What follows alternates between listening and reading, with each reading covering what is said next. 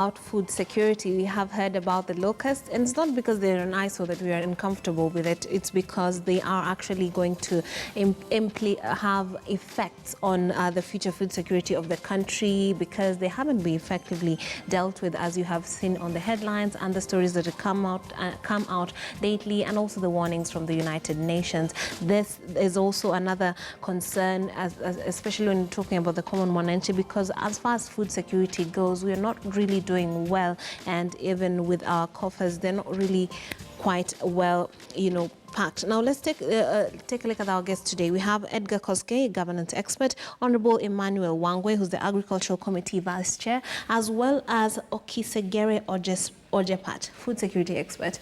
Now, as we look at the projections and the state of food security in the country, let's just start there. Mr. Ojepat, what do you feel about the state of the nation in terms of food security right now as we speak? Thank you first of all, for having us here to discuss this important subject. Looking at what we talk about food security, for me, you cannot overemphasize the importance of ensuring that we are food secure. And I really don't understand. I don't know whether everybody knows what food security means. For me, food security is about availability, accessibility, and affordability. If it's available at the moment, is it accessible? And is it affordable? So for me, those are the three most important elements of food security. The nutritive part of it will follow, but as it is at the moment, we are not food secure as a country. That's why we're still importing food, and some of them we're importing because we are not producing. That is an exception. But what we're able to produce, it's pathetic and sad that as a country we're still not food secure. We could do better. We have threats, yes, but we as a country we're still not food secure. If we're still importing rice, if we're still importing maize, if we're still importing wheat, it means we are not food secure yet. So what is critical is we need to put systems in place. We need to work out smart and be able to improve on the farming systems, and we need to embrace technology, and we need to be very innovative so that we have good seed that are high yielding. We change varieties. So at where we are at the state now, I would say it's still wanting. It's still wanting, and we quickly need to fix it. If not, then if a country cannot be secure on food, then what else can we be secure? Yeah, I think it's critical. At the very best, that's the basic requirement is that we must be food secure. The rest of the things we can discuss, but if we are not food secure, we're starting on the wrong footing. So I think it's quick. For me, it's wanting. The situation is wanting. Honorable Wangwe, he feels that we are not quite there yet in terms of food security. Don't forget about the locusts. Just on the basic level, we are wanting. What is your view of food security in the country, and perhaps why we are wanting? Or do you even think we are wanting? Thank you. First, I want to appreciate and thank God that we are here today.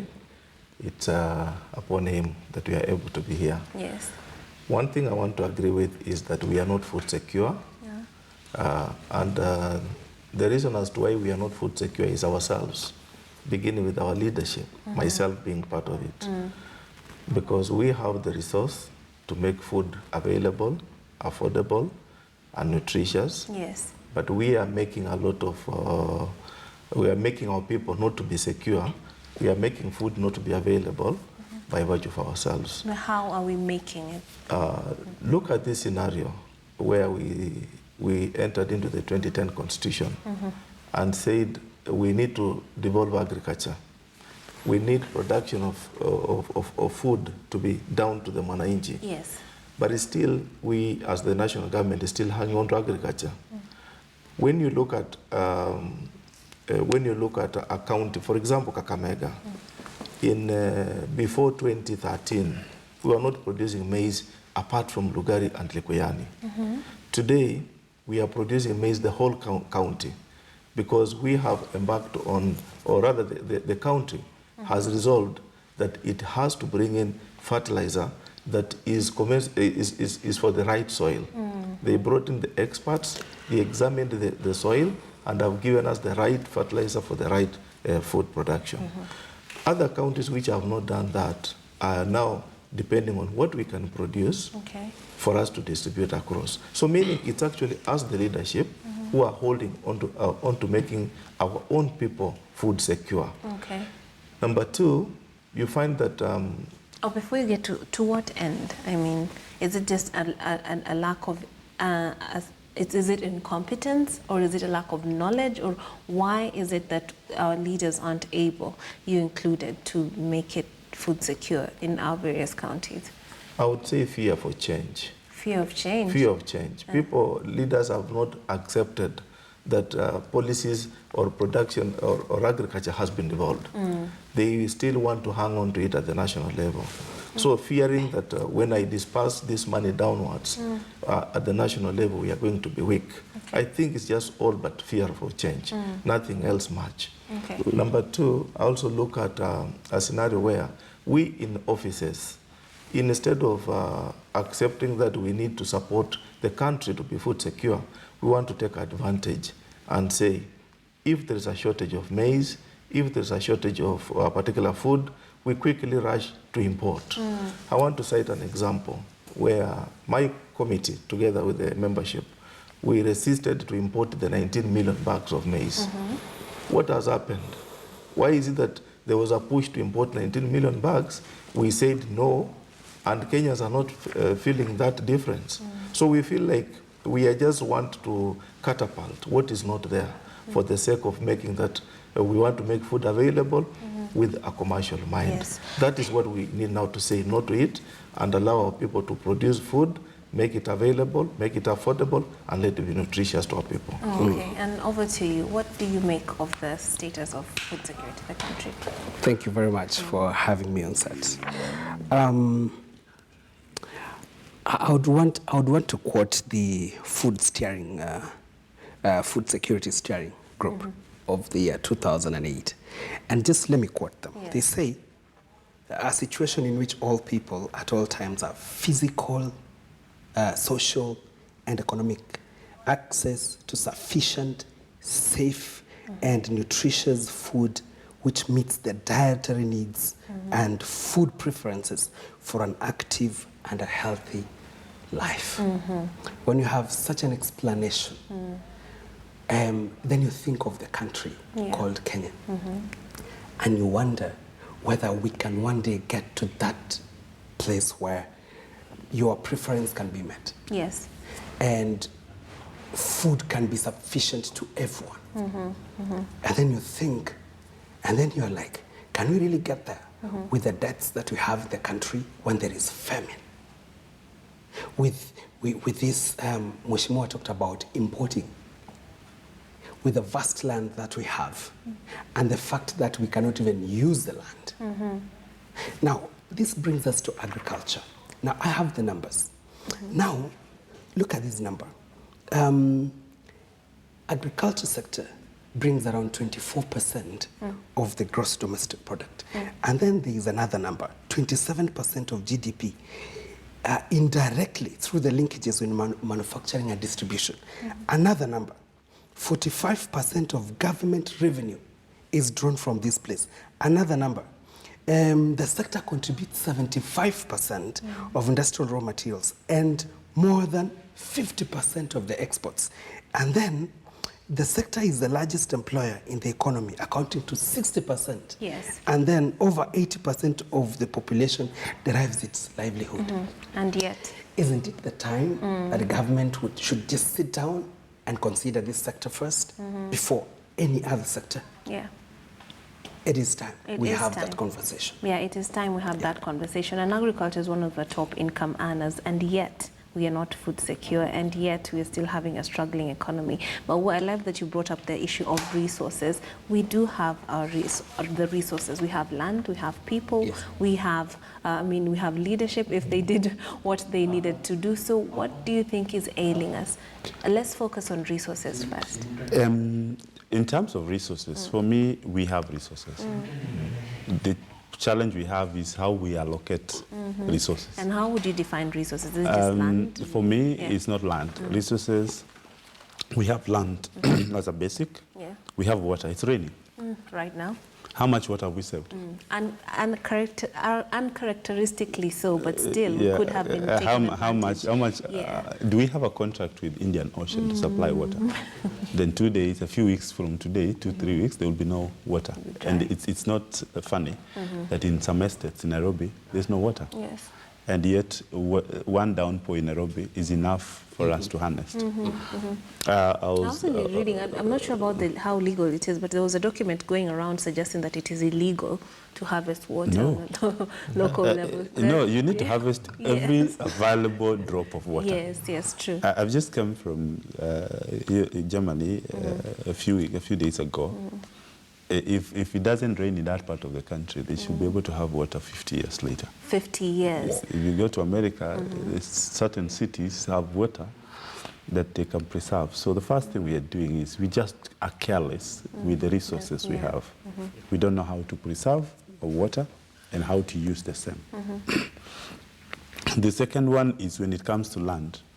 We are busy doing what we think we are doing agriculture.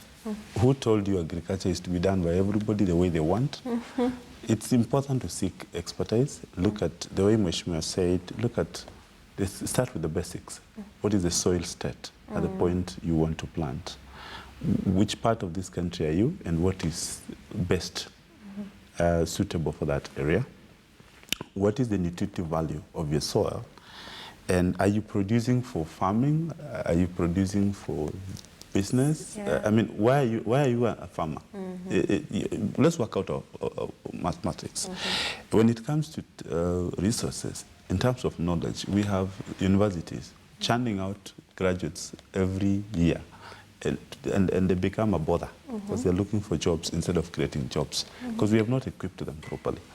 Mheshimiwa spoke about policies. We have very good policies. We have the best policies in this part of the world. Yes. What we have refused to do is to actualize and implement one step at a time, consistently building on where we are. And the saddest part of it is that we are talking about, I hate this statement, please forgive me for this, government needs to consider whether agriculture is still a backbone of this country. Because in every document I hear agriculture is a backbone. But how much we allocate in agriculture? Ask Mheshimiwa, we have 3%. In most cases, below 3% of the total budget. We went and had, our government is a signatory on Maputo Declaration. And they say each government will allocate a minimum of 10% to agriculture. I am actively in horticulture. In 2018, we netted in 152 billion shillings. How much of that went back to us in terms of seed? Zero direct. So how do you expect the sector that is largely in the private sector hands, not supported, and yet you expect us to be food secure? Look at Golana Gulalu. Who told you Golana Gulalu is what we needed to do? We need to give private sector to run the business so that the government creates the enabling environment and allows the private sector actors to run the businesses. Then look at our storage. Look at the food, the way we waste food. Food waste and food loss. Yeah, actually we talked about access to food because there are areas that produce quite large amounts of, let's say maize, perhaps in Western Kenya, but then there are other areas that are just people are starving. So it just be a question of maybe the infrastructure or I don't have a problem with infrastructure. Give credit where it's due. The government has done quite a bit in terms of opening the main infrastructure. So give credit where it's due. We are just lazy. One is we're just lazy. We have refused to move. We have commercialized everything we want to do for our personal gain, and everything we want to do is, the question is what in it for me, not what in it for Kenya. Let me give you an example. Go to the Lower Eastern, Machakos, Makueni, and Kitui today as we talk. Mangoes are falling down because they don't have market. But go to the other part of the country, starting from Nakuru, going that side, they don't even see a mango. So are you trying to tell me that there are no roads from Kitui to Nakuru, to Kitale, to Malaba? So it's two things. One, we need to tell people this season is a harvesting season for mangoes Yes. in Ukambani. And let's look at distribution and redistribution. Let's stop talking about food safety. If we cannot distribute what we have, Yes. if we cannot channel knowledge, if we cannot speak out, and I keep saying, when government of Kenya wanted us to have a Huduma number, every media house spoke about Huduma number, every institution spoke about Huduma number, Right. and there was a lot of hype, and we went all, and we all got Huduma numbers, right? What is There so are even difficult? threats What that is if so you don't difficult get in it, yes. telling every country, get 1 week, every media to tell people, this is the situation. Not even that. If every media house made mangoes from Makueni, Lower Eastern, a main subject, one day, the entire country will know there are nutritive mangoes in Ukambani. And ask Kenyans, you remember the Kenyans for Kenyans in Yeah. Turkana? If we asked every Kenyan to buy 1 mango for a neighbor, we will not have mangoes. So really, Absolutely. Honorable Wangwe, I love that he has brought up the issue of the mangoes, and that has to do with and distribution of resources. Because when we look even at the coast, you know our robust coastline. How many fishery plants are there just to help in harvesting whatever we have in the seas and bring it inland or even exporting? I mean, management of resources seems to be a huge issue. Even with the mangoes, there needs to be a plant at the area, I would imagine, to help process and package and distribute it to even the supermarkets and markets across the nation, and whatever is being in the Kimilili markets and what have you, being brought up this way to the rest of the country, just to ensure that the distribution is ideal. So what, pray tell, is holding us back? You are part of a committee that should have some say in this kind of issue. I mean, tell me what you feel is the problem as we are today. Thank you. I would want to just go his way and say, yes, the problem exists, and the whole gist is about myself. When I was coming up here, I should now be saying what is in KTN for me, rather than what is it that I'm going to share with my colleagues or Kenyans. That notion should come out of Kenyans, leaders vis-a-vis also to general public. Yes. We have enough resources. The government has done enough or a lot, although not enough, but a lot. Let us make use of what the government has done, turn it positive, and help other Kenyans to move on. For example, look at what the government is doing, what you have brought up, the issue of harvesting fish through the Blue Economy initiative by the government. It's now building all fish marketing centers and guarding the coast at large, be it in Lake Victoria, Lake Turkana, all lakes. They are now under the Coast Guard. That protection alone helps you open up what you produce to now meet the international market to challenge. So the initiative by the national government should be taken positively. But what I would want to really move on is what he has said about the Maputo Declaration of 10%. I would want to urge the new CS to come out of what Rotich used to give us, the statistics used to give us. He was arguing out that when you take the money allocated to environment as a ministry, the money allocated to the county in terms of agriculture, and the national cake, all combined makes more than 10% that goes to agriculture. That is hiding the truth. At the end of the day, the national government was giving us about 2.1% of the national budget to the agriculture as a sector. That is too minimal. I would want to urge Uko Yatani now to change and give us the 10% or increase it gradually. Make it from 2.1% to 5% as we grow with our economy. So that the plowback of what agriculture gives should now be seen. So when this is done, if he actually tomorrow did this, how would you see the change trickle down to the Mwananchi? It will be very, very much effective in terms of the subsidies. What are we suffering first? Both the planting and the post-harvest management. Those are two diseases which we have. Yes. When it comes to planting, we need fertilizer which is affordable. We need our crops not to be subjected to the taxation. And how do we tax our crops? Not only the output of the crop, but the pesticides, Yes. which we apply, they are now on VAT. That thing should come out of it. Yes. Look at the bags. When you harvest, you need to package your produce. They are subject to VAT. When you look at the transportation, fuel on transport is taxed with VAT. All that summed up brings the cost of food higher. So I look at it like, let him now appreciate and say, if we can shift that change, food, agriculture can be both commercial and food secure.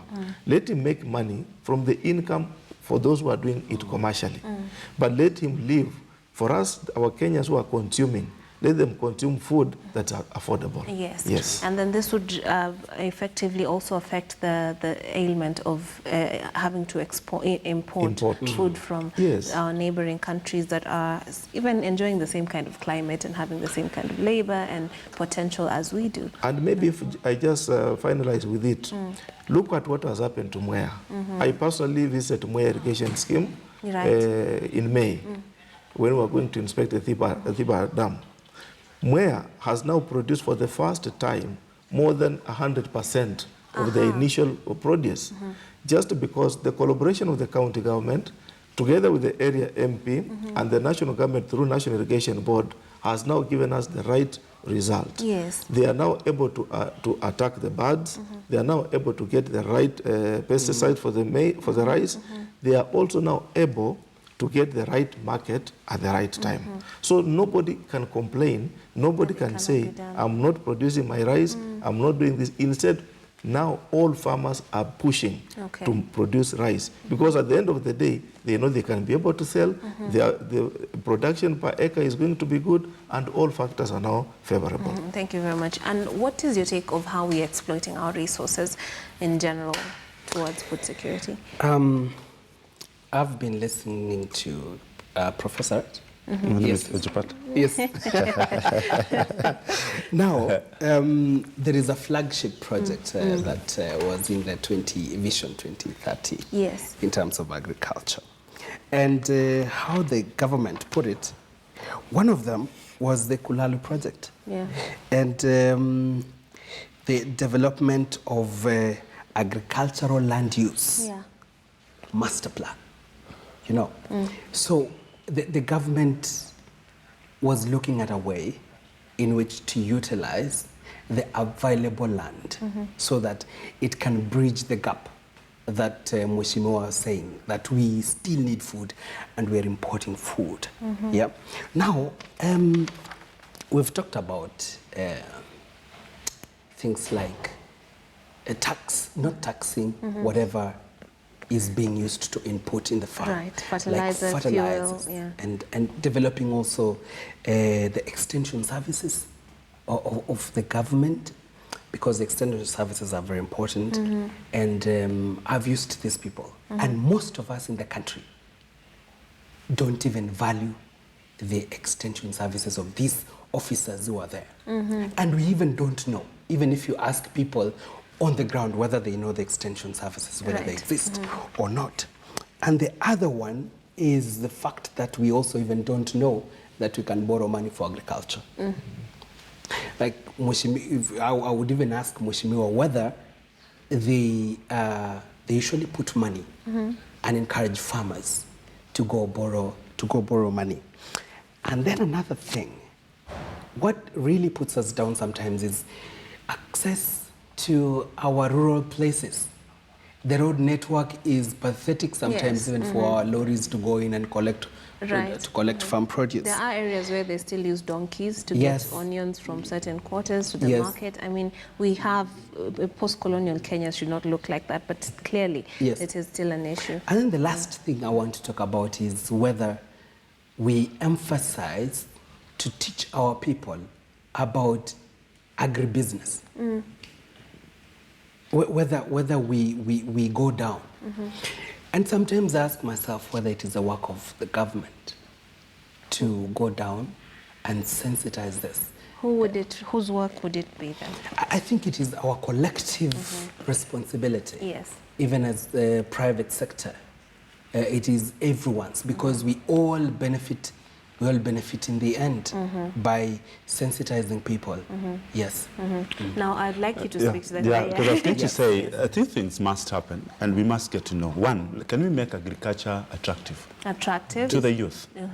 And can we ensure that institutions that have been charged with responsibility are empowered? For example, I want to ask Mheshimiwa directly and challenge the state. We created in 2013 an authority called Food and Agricultural Authority, AFA. It was Food, Agriculture and Fisheries Authority, then Fisheries left. Yes. Now we have Food and Agricultural Authority. Since 2013, the leadership in agriculture is still interim. As we speak. How do you it's 2013, they're still interim. How do you expect that institution to function? Why don't we give that institution the power and the budget and task them and ask them questions and hold them accountable for every single penny? Right. But when you're an interim leader, there are certain things, functionalities that you cannot be able to stamp authority. Yes. That's one. Two, I am in the horticulture industry. We turned horticulture Crops Development Authority into a directorate under AFA. Again, as I say, with an interim leader. Horticulture brings into this country 152 billion in 2018 from exports of 4% of what we produce. What do we give? What do you give us? You give us an interim leader, and you turn an authority into a directorate. Yeah. Then you call agriculture the backbone. And I said, you can't support it. And you expect things to happen. Then we talk about extension services. You devolve agriculture and you don't devolve resources for agriculture. How do you expect extension to happen? Okay. I am a product that has grown up from a trained frontline extension officer. A frontline extension officer. That's where my basic training started from. When I did my certificate course, I started being an extension officer, trained, equipped. We turned all institutions that are supposed to be giving us training into universities. I'm glad that TVET is now coming. It's going to take a while before that happens. Okay. But what is the motivating factor? Okay. We must ensure that agriculture is profitable. We must ensure that we bring in technology. Yes. We must ensure that we look at objectivity and get to know that our business is not about agriculture. Our business is about competitiveness. Are we competitive? Yes. What is the rest of the world doing to be competitive? And Why I'd are like, we not doing it? And I'd like you to hold that thought, because when we come back, we're going to get into the youth, making it attractive, how we can upgrade our tech to ensure that it is making us competitive, and much more on food security. Let's